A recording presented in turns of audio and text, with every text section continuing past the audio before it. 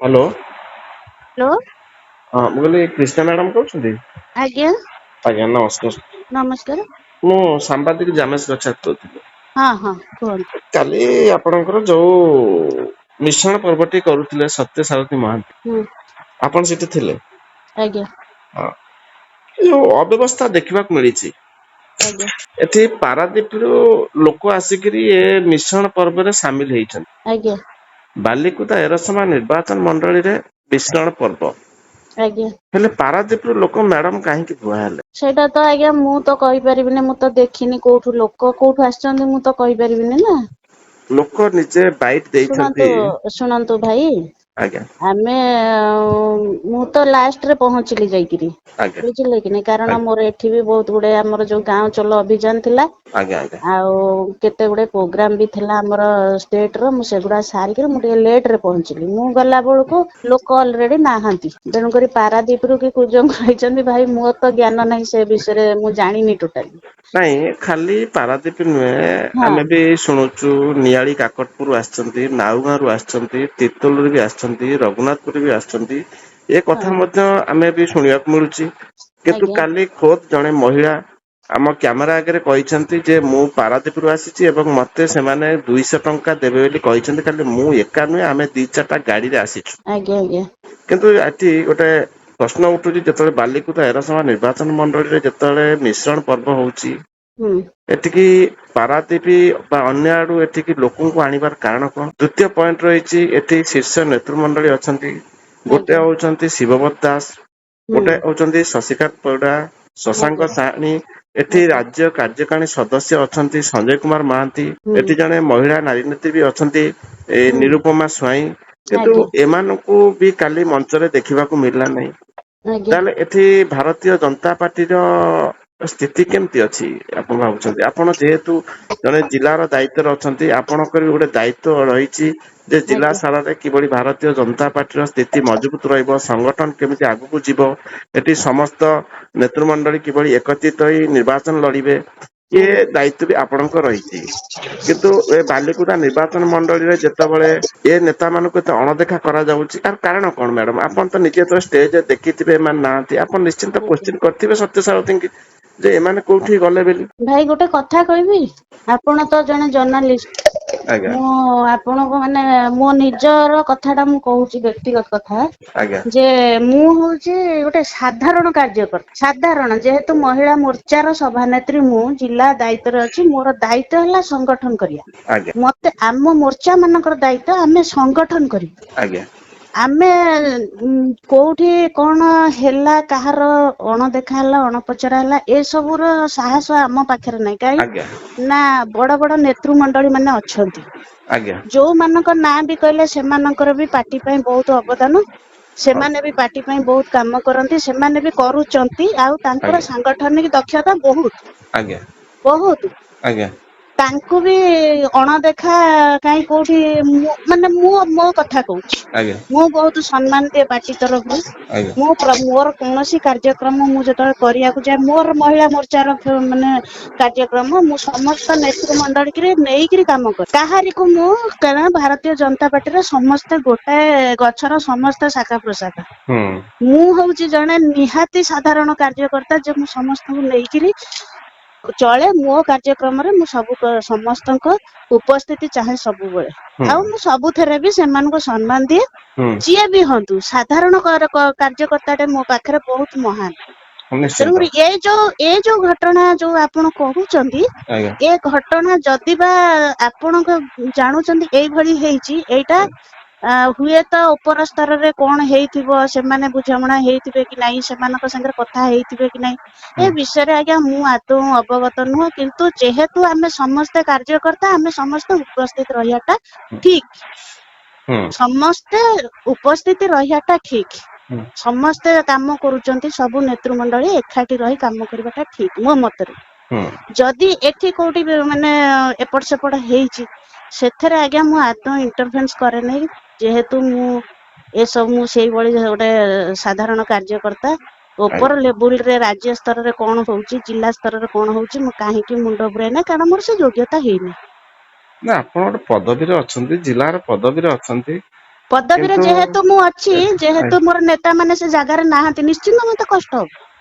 ହଁ ନିଶ୍ଚିନ୍ତ ମତେ କଷ୍ଟ ହବ, ନିଶ୍ଚିନ୍ତ ମୁଁ ସେମାନେ ନାହାନ୍ତି ମୁଁ ଫିଲ୍ କରିବି, କରୁଛି ଯେ ହୁଁ ମୋର ନେତା ମାନେ ସେ ଜାଗାରେ ଯଦି ସମସ୍ତେ ଅଛନ୍ତି, ମୋ ନେତା ମାନେ ନାହାନ୍ତି, ଯୋଉମାନଙ୍କ ନାଁ ଆପଣ କହିଲେ, ଭାଇ ମାନଙ୍କ ନାଁ, ଭଉଣୀର ନାଁ କହିଲେ, ଆଜ୍ଞା ତାଙ୍କ ସାଙ୍ଗରେ ମୁଁ କାମ କରିଛି, ସେମାନେ ମତେ ସହଯୋଗ କରନ୍ତି, ଯେହେତୁ ଆଜ୍ଞା ସେ ଜାଗାରେ ସିଏ ନାହାନ୍ତି, ନିଶ୍ଚିନ୍ତ ମତେ କଷ୍ଟ ହେଇଛି।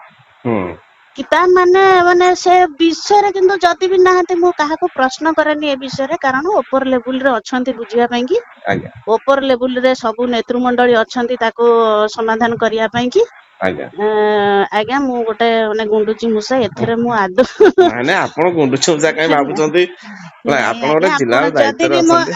ଜିଲ୍ଲାର ଦାୟିତ୍ୱ, ମୁଁ ବା କହିଲି ସାଂଗଠନିକ ଦାୟିତ୍ୱରେ ମୁଁ ଅଛି, ଏ ଯୋଉ କିନ୍ତୁ ଦଳୀୟ ପତାକା, ହଁ ଯୋଉ ପତାକା ଗୋଟେ ଭାରତୀୟ ଜନତା ପାର୍ଟି ପାଇଁ ଗର୍ବ ଗୌରବର କଥା, ପଦ୍ମ ଚିହ୍ନ ତାଙ୍କ ଦଳର ଚିହ୍ନ, ପଦ୍ମ ଚିହ୍ନର ପତାକା ଭାରତୀୟ ଜନତା ପାର୍ଟି ପାଇଁ ଗର୍ବ ଗୌରବର କଥା।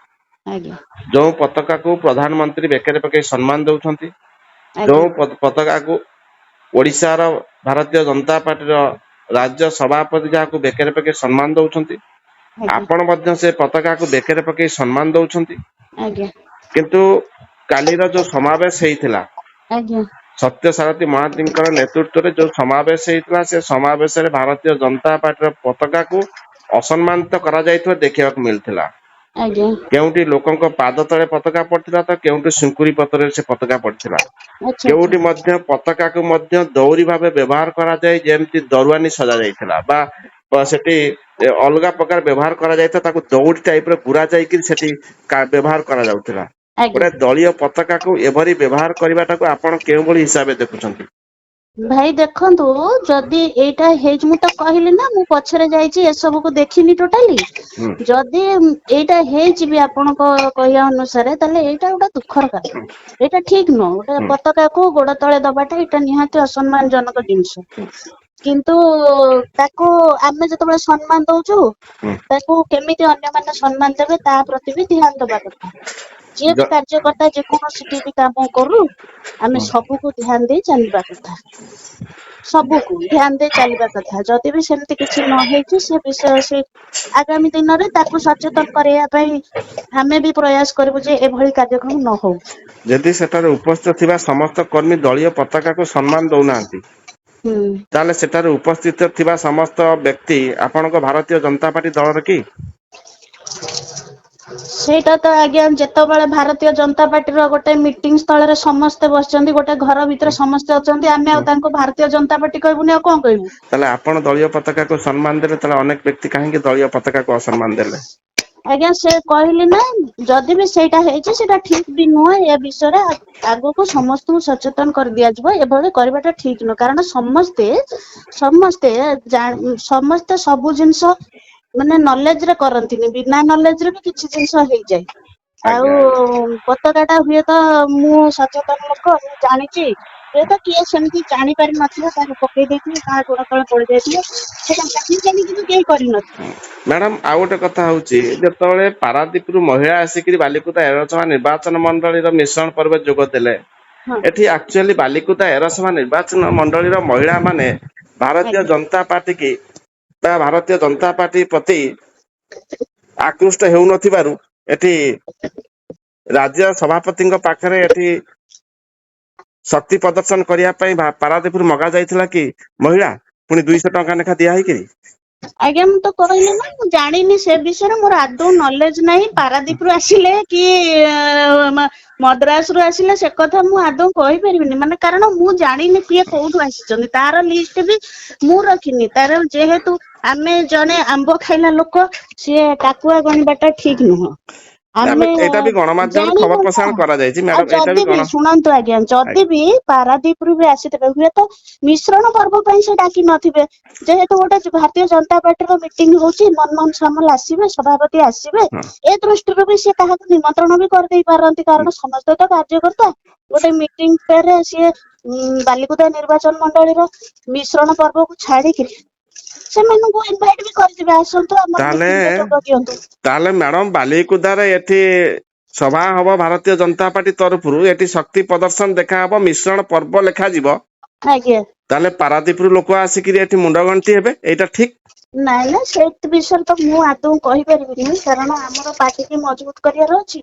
ଆମର ସେଇଟା କଣ ହବ ଠିକ କଣ ତାହେଲେ ଭୁଲ ସେ ଅନ୍ୟ ବିଷୟରେ ନିର୍ବାଚନ ମୁଁ ମଣ୍ଡଳୀରୁ କହିପାରିବିନି। ଲୋକଙ୍କୁ ଆଣି ଦେଖେଇବାର ଅଛି। ନାଇଁ ସେମିତି ମୁଁ କହିପାରିବିନି, କିଏ କଣ କରିବ ମୁଁ ଜାଣିନି, କିନ୍ତୁ ମୋ କଥାଟା ମୁଁ କହିଲି, ମୁଁ ପ୍ରୋଗ୍ରାମ କରୁଛି ମୋ ନିର୍ବାଚନ ମଣ୍ଡଳୀରୁ ମୁଁ ନେଇକିରି କରିବି। ଠିକ ତେଣୁକରି କିଏ କୋଉ ନେତା କଣ କରିବେ ଅଛି। ସେ ତ ମୁଁ କାହା ଉପରେ ହସ୍ତକ୍ଷେପ କରିପାରିବିନି ନା। ଯଦି ମ୍ୟାଡାମ ଯଦି ବାଲିକୁଦା ଏରସମା ନିର୍ବାଚନ ମଣ୍ଡଳୀରେ ଏ ଯୋଉ ଶିବବ୍ରତ ଦାସ, ଆଜ୍ଞା ଶଶିକାନ୍ତ ପରିଡ଼ା, ନିରୁପମା ସ୍ୱାଇଁ, ଶଶାଙ୍କ ସାହାଣୀ, ସଞ୍ଜୟ ମହାନ୍ତି ଆଜ୍ଞା ଏମାନଙ୍କୁ ଯଦି ଏଭଳି କାର୍ଯ୍ୟକ୍ରମରେ ଅଣଦେଖା କରାଯାଏ, ଆଜ୍ଞା ଆଗାମୀ ସାଧାରଣ ନିର୍ବାଚନରେ ଏଠି ଭାରତୀୟ ଜନତା ପାର୍ଟି ବହୁ ଜନସମର୍ଥନରେ ବସିଥିବା ବିଜୁ ଜନତା ଦଳକୁ ସମ୍ମୁଖୀନ କରିପାରି ବିଜୟର ଟୀକା ପିନ୍ଧି ପାରିବ କି? ଆଜ୍ଞା ଶୁଣନ୍ତୁ, ଯୋଡାକୁ ନୁହେଁ ଘୋଡା ସରି ହେଲା ଆଜ୍ଞା କି? ଆଜ୍ଞା ଏଠି ଆମେ ସମସ୍ତେ ଯୋଡି ହବାକୁ ଆଇଛୁ। ଆଜ୍ଞା ଏଠି ଆମେ ସମସ୍ତେ ଦଳକୁ ମଜବୁତ କରିବାକୁ ଆଇଛୁ। ଆଜ୍ଞା ଏଠି ଭାଙ୍ଗିବାର ଚିନ୍ତାଧାରା ହିଁ ନାହିଁ। ଆଜ୍ଞା ଆପଣ କେମିତି ଭାବି ପାରୁଛନ୍ତି ଭାଙ୍ଗିଯିବ ବୋଲି? ନାଇଁ ଆମେ ଚିନ୍ତା କରୁନୁ, ଆମେ ଆପଣ ଦେଖୁଛୁ ପ୍ରଶ୍ନ ମଞ୍ଚରେ। କରୁଛନ୍ତି ନା ପ୍ରଶ୍ନ କରୁଛନ୍ତି ଆମେ ଏଇଥିପାଇଁ ପ୍ରଶ୍ନ କରୁଛୁ, ଯେତେବେଳେ ଭାରତୀୟ ଜନତା ପାର୍ଟି ତରଫରୁ ଏଠି ଗୋଟେ ମିଶ୍ରଣ ପର୍ବ କରାଯାଉଛି, ହେଲେ ଏ ମିଶ୍ରଣ ପର୍ବରେ ରାଜ୍ୟ କାର୍ଯ୍ୟକାରିଣୀ ସଦସ୍ୟ ସଞ୍ଜୟ ମହାନ୍ତି ନାହାନ୍ତି। ଆଜ୍ଞା ଏଠାରେ ଦୀର୍ଘ ଦିନ ଧରିକି ଜନତାଙ୍କ ସେବା କରି ଜନପ୍ରିୟତା ହାସଲ କରିପାରୁଥିବା ନେତାମାନେ ଆଜ୍ଞା ଶିବବ୍ରତ ଦାସ ହୁଅନ୍ତୁ, ଶଶିକାନ୍ତ ପରିଡ଼ା ହୁଅନ୍ତୁ, ଶଶାଙ୍କ ସାହାଣୀ ହୁଅନ୍ତୁ ବା ନିରୁପମା ସ୍ୱାଇଁ ହୁଅନ୍ତୁ, ଏମାନଙ୍କୁ ମଧ୍ୟ ସେ ଷ୍ଟେଜ ଦେଖିବାକୁ ମିଳିଲା ନାହିଁ। କାହିଁକିନା ଆଜ୍ଞା ଏମାନେ ମଧ୍ୟ ଭାରତୀୟ ଜନତା ପାର୍ଟିର ପତାକା ଧରିକି ଜନତାଙ୍କ ସେବା କରୁଛନ୍ତି। ଆଜ୍ଞା ଏମାନେ ମଧ୍ୟ ଦଳୀୟ ସଂଗଠନକୁ ମଜବୁତ କରିବା ପାଇଁ ସେମାନେ ମଧ୍ୟ ଲାଗି ପଡିଛନ୍ତି। ଆଜ୍ଞା କିନ୍ତୁ ହେଲେ ଯଦି ଦଳ ସଂଗଠନକୁ ମଜବୁତ କରିବା ପାଇଁ ଲାଗି ପଡିଥିବା ବ୍ୟକ୍ତି ମାନଙ୍କୁ ସେଠାରେ ଅଣଦେଖା କରାଗଲା କଣ ପାଇଁ? ବା ସେମାନଙ୍କ ଅନୁପସ୍ଥିତ ସେମାନେ ଆପଣ ଅନୁପସ୍ଥିତ ସେଇ ରହିଲେ କଣ? ଗୋଟିଏ କୋଶ୍ଚିନ୍ କୁ ବାରମ୍ବାର କହୁଛନ୍ତି, ମୁଁ ହଁ ତାର ତ ଉତ୍ତର ଦଉଛି ଯେ ଏ ବିଷୟରେ ଟୋଟାଲି ଯଦି ଆପଣ ଜିଲ୍ଲା ସଭାପତିଙ୍କୁ ପ୍ରଶ୍ନ କରନ୍ତି, ଆଜ୍ଞା ଆଜ୍ଞା ରାଜ୍ୟ ସଭାପତିଙ୍କୁ ପ୍ରଶ୍ନ କରନ୍ତି, ଠିକ ଅଛି ଆଜ୍ଞା ଅନ୍ୟାନ୍ୟ ନେତୃମଣ୍ଡଳୀଙ୍କୁ ପ୍ରଶ୍ନ କରନ୍ତି, ତାର ସଠିକ ଉତ୍ତର ଆପଣ ପାଇବେ। ଠିକ ଅଛି ଆଜ୍ଞା ଯଦି କ୍ରିଷ୍ଣା ମହାନ୍ତି କି ପ୍ରଶ୍ନ କରୁଛନ୍ତି, ଆଜ୍ଞା ମୋ ପାଇଁ ନିରୁପମା ଅପା, କାଇ ଭାଇ, ସଞ୍ଜୟ ଭାଇ, ଶଶାଙ୍କ ସାହାଣୀ ଆଜ୍ଞା ମୋ ପାଇଁ ସେମାନେ ପ୍ରଭୁ। ଆଜ୍ଞା ଆଜ୍ଞା ଆଜ୍ଞା ଠିକ ବୁଝିଲେ, ଅଛି ମୋ ପାଇଁ ପ୍ରଭୁ, ମୋ ଦଳ ପାଇଁ ପ୍ରଭୁ। ଠିକ ଅଛି ଆଜ୍ଞା ଆଉ ମୁଁ କେବେ ସେମାନଙ୍କୁ ନ ନେଇ ଚାଲିପାରିବି, ଆଜ୍ଞା ଏଇଟା ଅସମ୍ଭବ। ଆଜ୍ଞା ଆଉ କେବେ ନ ନେଇ ଚାଲିନି, ଚାଲିବାର ପ୍ରୟାସ ବି ନାହିଁ। ଆଜ୍ଞା ଆଜ୍ଞା କିନ୍ତୁ ଏଇ ପ୍ରଶ୍ନ ଟା ଆପଣ ଯଦି ଜିଲ୍ଲା ସଭାପତି ତଥା ରାଜ୍ୟର ନେତୃମଣ୍ଡଳୀଙ୍କୁ ପଚାରିବେ, ତାର ଆଜ୍ଞା ସଠିକ ଉତ୍ତର ଆପଣ ପାଇବେ। ଆଜ୍ଞା ଠିକ ଅଛି ଆଜ୍ଞା ହଁ ଭାଇ ଆଜ୍ଞା ରଖୁଛୁ ଭାଇ।